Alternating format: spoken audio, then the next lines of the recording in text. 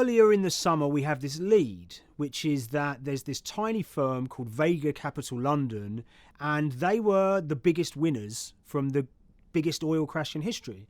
Anyone that covers markets is going to be surprised about that. You're thinking your BPs of the world or your Glencores, but it's this tiny firm. And one of the big challenges that we had was actually finding out who worked with Vega Capital. It wasn't immediately obvious, and at first we had absolutely no idea.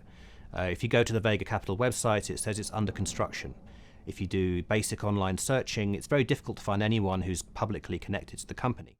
So inevitably, we're incredibly curious at this point. Like, who the hell are these people? The more reporting we did, the more it became clear that this group were connected socially as well as professionally. They went to weddings together, they played golf together, they would go on holiday together. We found out that a number of them were members of the West Ham Supporters Club in London. A few of them started companies together, so you could see all the connections between them and start to see a distinct group emerging.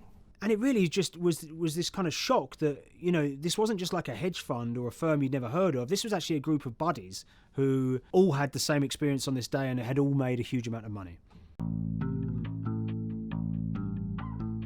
So if you're an oil trader, there's a number of different ways you can trade, and probably the most popular is WTI futures contracts. And it's basically a contract that says, I'm going to buy 1,000 barrels of oil from you at this point in the future, or I'm going to sell 1,000 barrels of oil to you at this point in the future.